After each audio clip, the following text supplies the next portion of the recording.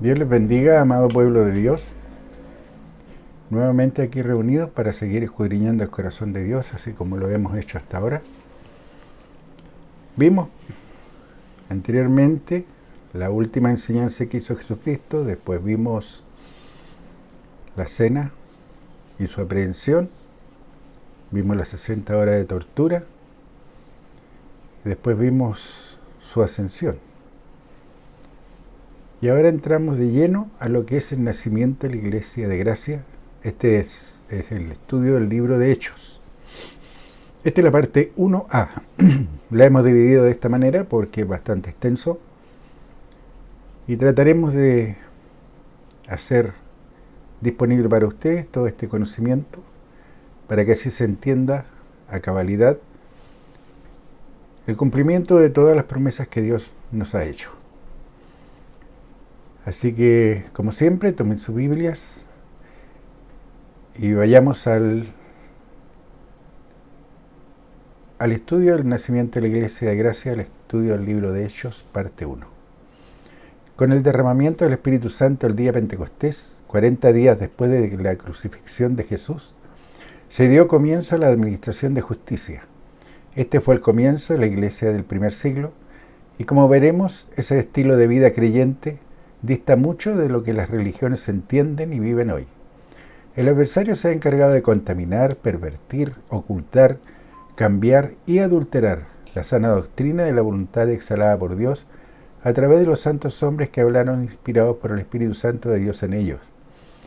Como veremos al escudriñar las Escrituras, sumado a cómo Dios abrirá los ojos de nuestro entendimiento, ya que esa es su promesa, entenderemos y comprenderemos del porqué del impacto que tuvo en los que yendo con creencia hicieron un estilo de vida a las enseñanzas de la palabra de Dios que los primeros renacidos hablaron. Como siempre, tomen sus Biblias y nosotros trabajamos con la Biblia Reina Valera 1960. Así que vayamos a Hechos 1.1. En el primer tratado, o Teófilo, hablé acerca de todas las cosas que Jesús comenzó a hacer y a enseñar. Comenzaremos por entender el real significado de la palabra Teófilo. El nombre Teófilo es de origen griego, derivado de dos palabras, teos, que significa Dios, y filos, que significa amigo o amante. Así Teófilo puede traducirse como amigo de Dios o amante de Dios. Por lo tanto, el libro de Hechos está dirigido a todos aquellos que son amigos de Dios o amantes de Dios. Hechos 1.2. Hasta el día en que fue recibido arriba, después de haber dado mandamientos por el Espíritu Santo a los apóstoles que había escogido. En este versículo los traductores omitieron la palabra día, por medio, a través del Espíritu Santo. Ahora, ¿quién lo recibió arriba? Su Padre, que lo había enviado, y esto también lo enseñó. Volvamos a Hechos 1.2. Veíamos que habían omitido una palabra, por medio o a través del Espíritu Santo. Entonces el versículo quedaría hasta el día en que fue recibido arriba, después de haber dado mandamientos, por medio del Espíritu Santo a los apóstoles que había escogido. Ahora, ¿quién lo recibió arriba? Su Padre, que lo había enviado, y esto también lo enseñó Jesucristo. Juan 14:24. El que no me ama, no guardará mis palabras, y la palabra que habéis oído no es mía, sino del Padre que me envió. Ahora, ¿dónde está Jesucristo? Romanos 8:34. ¿Quién es el que condenará? Cristo es el que murió, más aún, el que también resucitó, el que además está sentado a la diestra de Dios, el que además intercede por nosotros. Continuamos con el libro de Hechos ahora, luego de esta aclaración. Hechos 1.3. A quienes también, después de haber padecido, se presentó vivo con muchas pruebas indubitables, apareciéndoseles durante 40 días y hablándoles acerca del reino de Dios. Hechos 1.4. Y estando juntos les mandó que no se fueran de Jerusalén, sino que esperasen la promesa del Padre, la cual les dijo, oísteis de mí. Dios muestra en el libro de Hechos el comienzo, el auge y la caída de la Iglesia del primer siglo. La resume en 8 declaraciones, que en la medida que avancemos podremos ver claramente cómo se puede fortalecer y crecer genuinamente con Dios, mientras que también muestra el crecimiento falso de una iglesia corrompida y sin poder. Como vimos anteriormente, el nombre Teófilo es de origen griego, derivado de 2 palabras, teo, que significa Dios, y filos, que significa amigo o amante de Dios. Así Teófilo puede traducirse como amigo de Dios o amante de Dios para todos aquellos que creemos que Dios nos ama y amó al punto que propició que otro muriera por nuestros pecados, que otro padeciera lo que nos merecíamos por nuestra ceguera espiritual, por nuestra rebeldía, por nuestra voluntaria ignorancia, hasta que envió esa brisa fresca que iluminó nuestras mentes con su palabra, cumpliendo así su promesa. En Dios no se encuentra dobles intenciones, o es frío o es caliente, o es blanco o es negro, o es luz o es tiniebla. Se es amigo o amante de Dios, o se es discípulo o seguidor del diablo y sus estratagemas. La elección es nuestra. Dios es luz y no hay tinieblas en él, así como tampoco es su deseo que nosotros las tengamos, y lo ha mostrado desde la creación. 1 Juan 1:5. Este es el mensaje que hemos oído de él y os anunciamos. Dios es luz y no hay ninguna tinieblas en él. Génesis 1:3. Y dijo Dios, sea la luz, y fue la luz. Génesis 1:4. Y vio Dios que la luz era buena, y separó Dios la luz de las tinieblas. Génesis 1:14. Dijo luego Dios, haya lumbreras en la expansión de los cielos para separar el día de la noche, y sirvan de señales para las estaciones, para días y años. Ahora, volviendo a los primeros 3 versículos del libro de Hechos, encontramos grandes enseñanzas. La primera es que soy amigo o amante de Dios, Teófilo. Lo segundo es lo que Jesucristo enseñó antes de ascender, el reino de Dios. Y lo tercero, esperarse en la promesa del Padre, dejando claro que Jesucristo fue recibido, no se recibió a sí mismo. Fue recibido por Dios, el que le envió, mientras sus discípulos debían esperar el cumplimiento de la promesa.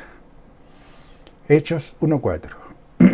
Y estando juntos, les mandó que no se fueran de Jerusalén, sino que esperasen la promesa del Padre, la cual les dijo, oísteis de mí. ¿Cuántos hoy día se niegan a creer y siquiera a escuchar que Jesucristo no es Dios? Aunque la revelación de Dios dice que es su Hijo, su Cordero Pascual, el que redimió al mundo y el que les dio sanidad completa y total de toda enfermedad física por su llaga. Si no se entienden estas verdades, no se recibe la promesa de Dios. Hechos 1:5. Porque Juan ciertamente bautizó con agua, mas vosotros seréis bautizados con el Espíritu Santo dentro de no muchos días. Hechos 1:6. Entonces los que se habían reunido le preguntaron diciendo, Señor, ¿restaurarás el reino a Israel en este tiempo? Jesucristo está enseñando referente al más grande regalo que recibiría el hombre que creyera. ¿Y estos discípulos de qué estaban preocupados? Del reino de Israel en este tiempo. Si hoy se les pregunta a las religiones, ¿se manifiestan el Espíritu de Dios hablando en lenguas? ¿Qué responden? Hechos 1:8. Pero recibiréis poder cuando haya venido sobre vosotros el Espíritu Santo, y me seréis testigos en Jerusalén, en toda Judea, en Samaria y hasta lo último de la tierra. Jesucristo los vuelve a encauzar a lo más importante. Les indica que recibirían poder espiritual y que ese poder, cuando lo hubiesen recibido, los convertiría en testigos. Hoy día se encuentran religiones que se dicen testigos y no creen en el derramamiento del Espíritu Santo.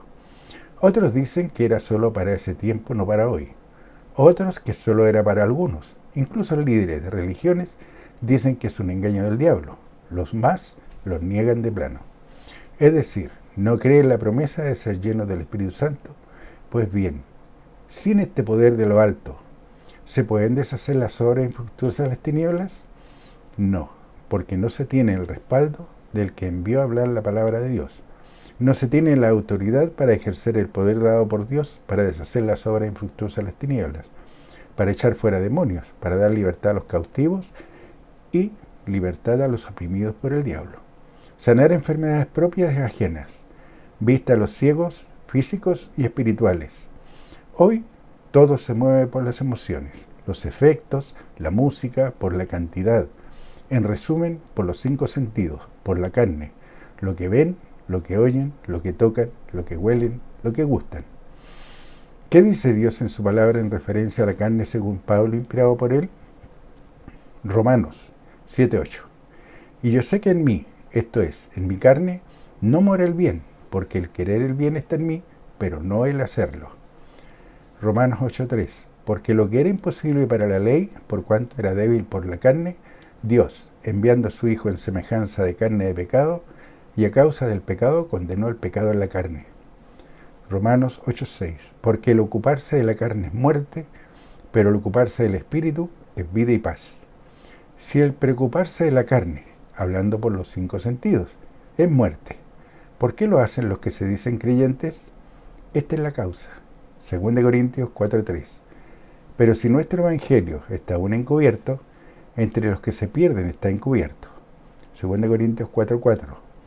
En los cuales el Dios de este siglo cegó el entendimiento de los incrédulos para que no le resplandezca la luz del evangelio de la gloria de Cristo, el cual es la imagen de Dios. Están siendo cegados por el diablo.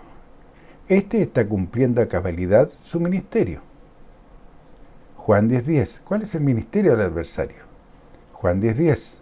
El ladrón no viene sino para hurtar y matar y destruir. Jesucristo dice, yo he venido para que tengan vida y para que la tengan en abundancia. Ahora, retomemos la revelación del libro de Hechos. Hechos 1:9. Y habiendo dicho estas cosas, viéndolo ellos, fue alzado y le recibió una nube que le ocultó de sus ojos. Hechos 1:10. Y estando ellos con los ojos puestos en el cielo, entre tanto que él se iba, he aquí, se pusieron junto a ellos 2 varones con vestiduras blancas. Hechos 1:11. Los cuales también les dijeron, varones galileos, ¿por qué estáis mirando al cielo? Este mismo Jesús que ha sido tomado de vosotros al cielo, así vendrá, como le habéis visto ir al cielo. Verdades bíblicas que están ocultas a la vista para el que lee la palabra de Dios. Juan 17:21. Para que todos sean uno, como tú, oh Padre, en mí y yo en ti, que también sean uno en nosotros, para que el mundo crea que tú me enviaste. Esto es lo que le enseñó a sus discípulos, que él no era Dios, que sus enseñanzas eran para unir en un mismo pensamiento, en una sola doctrina, una sola creencia a la gente. Juan 17:24. Padre, aquellos que me has dado, quiero que donde yo estoy, también ellos estén conmigo, para que vean mi gloria que me has dado, porque me has amado desde antes la fundación del mundo. Juan 20:31. Pero estas cosas se han escrito para que creáis que Jesús es el Cristo, el Hijo de Dios, y para que creyendo tengáis vida en su nombre. Sus discípulos entendían que Jesucristo no era Dios. Habían recibido la doctrina correcta. Es por lo que recibieron en manifestación la promesa del derramamiento del Espíritu Santo.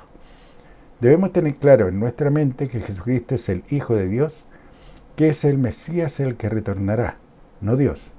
Debemos entender que hoy está disponible recibir poder desde lo alto al ser bautizados en el nombre de Jesucristo. Creer sin dudar que al hacer esa confesión se recibe el Espíritu Santo, llegando a ser la morada de Dios y de Jesucristo. Es por este único medio que se llega a ser testigo de Dios, por conocer estas verdades por experiencia, por haberlas creído y practicado. Continuemos con el libro de Hechos ahora. Hechos 1:15. En aquellos días Pedro se levantó en medio de los hermanos, y los reunidos eran como 120 en número, y dijo: además, deja claro que había 120 seguidores, los que también eran testigos de las enseñanzas, de los milagros, de las sanidades hechas por Jesucristo, y que fueron respaldadas por Dios su Padre. Sigamos con las acciones que hicieron sus discípulos. Hechos 1:21. Es necesario, pues, que de estos hombres que han estado juntos con nosotros todo el tiempo que el Señor Jesús entraba y salía entre nosotros, Hechos 1:22, comenzando desde el bautismo de Juan, hasta el día en que de entre nosotros fue recibido arriba, uno se ha hecho testigo con nosotros de su resurrección. Estos eran testigos desde el bautismo hasta su resurrección, desde que comenzó su ministerio hasta que fue recibido arriba en su ascensión. Hechos 2:1. Cuando llegó el día Pentecostés, estaban todos unánimes juntos. Hechos 2:2. Y de repente vino del cielo un estruendo como de un viento recio que soplaba, el cual llenó toda la casa donde estaban sentados. De acuerdo al diccionario bíblico, la palabra viento se traduce como respirar, soplido, ráfaga. Se emplea esta misma palabra en la frase del viento recio en Pentecostés, Hechos 2:2. Alentar, aliento, respiración. Y esto ya había ocurrido cuando el primer hombre recibió la vida de aliento, Génesis 3:7. Entonces Jehová Dios formó al hombre del polvo de la tierra y sopló en su nariz aliento de vida, y fue el hombre un ser viviente. Para dar vida, Dios sopló en Adán aliento de vida, y fue el hombre un ser viviente. Jesucristo, cuando instruyó a los discípulos a cómo debían recibir el Espíritu Santo, la vida espiritual prometida por su Padre, hizo uso de la misma palabra para enseñarles cómo sucedería. Sopló. Juan 20:21. Y habiendo dicho esto, sopló y les dijo: recibid el Espíritu Santo. Y cuando se cumplió esta promesa, fue acompañada por un milagro visible para los presentes. Hechos 2:3. Y se les aparecieron lenguas repartidas como de fuego, asentándose sobre cada uno de ellos. Para todos aquellos que les gusta tanto los efectos especiales, también Dios los usa. En este caso, con llamas repartidas como de fuego. No dice de fuego, sino como de fuego. ¿Cuál fue el propósito de este milagro o hecho portentoso? Llamar la atención de una ciudad, para que comprobaran el cumplimiento de la promesa hecha por Dios, hablada por los profetas, y tal como lo había hecho para guiar en su peregrinación por el desierto al pueblo de Israel. Ustedes lo pueden leer en Génesis 13:21, al que le mostró la columna de nube de día y de noche una columna de fuego. Dios mostró el día Pentecostés con las lenguas repartidas como de fuego, una señal a los 5 sentidos que los allí reunidos habían recibido el Espíritu Santo de la promesa.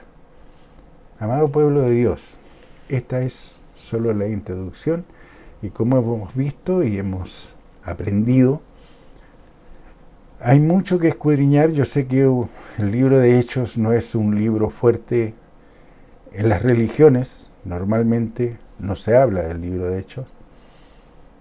Son poderosos en el Antiguo Testamento o en Proverbios, son muy dados a mencionarlo, pero el libro de Hechos no lo tocan. Básicamente no lo tocan porque no lo creen.